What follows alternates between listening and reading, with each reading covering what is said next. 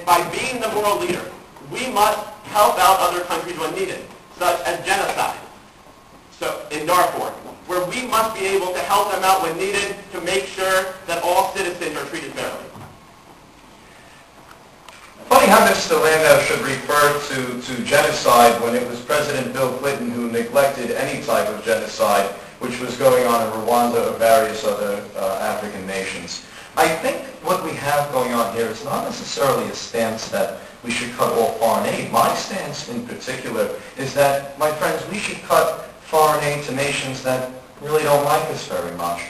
And we should cut foreign aid to particular nations that should learn to fend for themselves.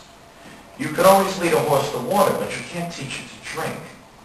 You've always heard the story of the man and the fish. Teach him to fish, he'll always have food. According to the Cato Institute, instead of breaking down the cycle of poverty, foreign aid has become the opiate of the third world. Aid and other donors have encouraged third world governments to rely on handouts instead of themselves for development.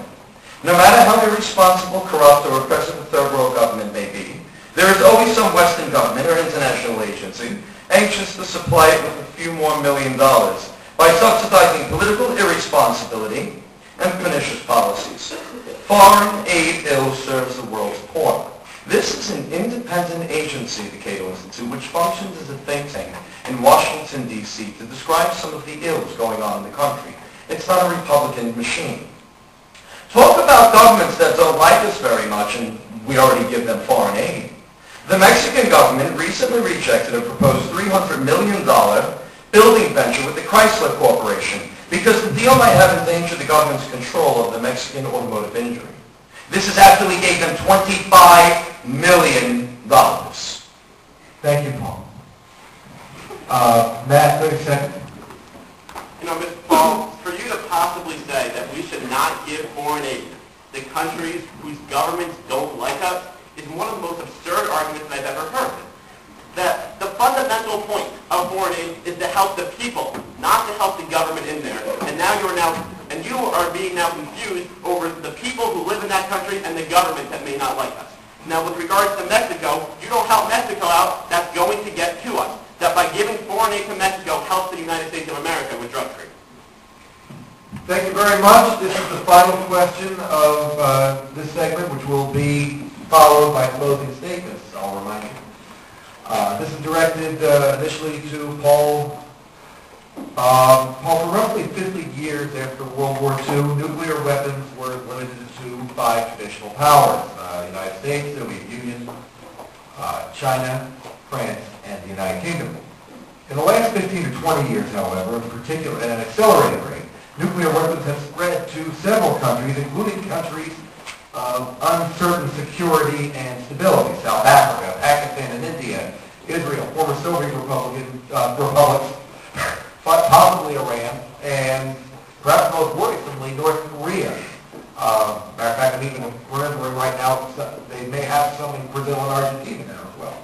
How should security policy adapt to this emerging security state where the nuclear genie is out of the bottle? What can the United States do to prevent a localized nuclear war between these powers, or is that inevitable? I do not believe it's inevitable, and what I would like to refer to is back to the 1970s, and while I didn't agree with a lot of Richard Nixon's policies, we did adopt one. It was called MAD, Mutually Assured Destruction. And while a lot of these regimes that you speak of may be totalitarian, may not be friendly to the American government, nobody wants a nuclear holocaust. Nobody. Even North Korea is cognizant of the fact that if they shoot off a missile, they will be dealing with China. Even more so, they will be dealing with Japan, which while they do not have an active army, you could almost guarantee that if they wanted a nuclear bomb, they could build it in a day. The only government that I am worried about right now, that we are almost certain has nuclear power, is Iran. And every time the situation of Iran is raised, my opponent shies away from it. He shies away from it because he realizes just how dangerous the Iranian government and its nuclear proliferation program can be. My opponent and his candidate would sit down with President Ahmadinejad without preconditions. They do not necessarily talk about the Islamo-fascist theocracy that controls that region. And what is most scary about Iran is that unlike other governments which may adopt a policy of mad, mutually assured destruction, the Iranians believe that if they shoot off a nuclear weapon, they will be dying for Mohammed's sake. This is a government which we must deal with very carefully, and that the UN Security Council must tread very thin. We have to realize that if we do not continue to implement more sanctions on Iran, if we do not threaten them wholeheartedly with military force, and I'm going to stand behind this, military force, Iran is a ticking time bomb, and I think my opponent realizes that. Iran is very dangerous to the world, and the last thing we need is a nuclear holocaust. So while nuclear proliferation is ongoing in other nations, Professor, the fact of the matter is that they don't want a nuclear holocaust. But I do think we need to specifically focus on the Iranian government. Thank you, Paul. 90 seconds to Matt. Well, I will talk about Iran directly. Great.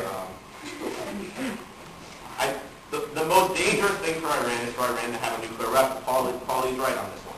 And the most important reason for that is because of the state of Israel. That we must make sure that we defend the state of Israel, and that the worst thing for Israel is for Iran to have a nuclear weapon. We also must make sure, as Mr. Liggieri stated, we don't disagree a lot on this. We know that there cannot be nuclear weapons in the world, or at the least amount possible. But we must also remember that for the United States to go into other countries and say, you cannot have a nuclear weapon, that we must be willing to remove ours as well if everybody else removes theirs. That we cannot be so arrogant to think that we can be the only country to have nuclear weapons and where nobody else can. 30 seconds, Paul. Thank you. But I think to expound upon that particular notion, we must further analyze the absolute ideology of what Iran has. And in proportion to a senator who has not even served out a full term, less than 6 years, I would prefer the candidate. And now listen, you know what, I'm going to talk straight to you. You don't necessarily have to prefer all of John McCain's policies. But when it comes to foreign aid, at least recognize the fact that this is a man who fought for this country, became a POW of war, and stood even when he knew he was in the face of danger. This is a man who has been on the ground to Iraq, Afghanistan, and Iran, unlike President, Freudian slip, huh? Unlike presidential candidate Barack Obama. Okay, we are at the stage where we're going to have closing statements. Frankly, I'm a little lost who's supposed to go first. Matt started, so will Matt start again?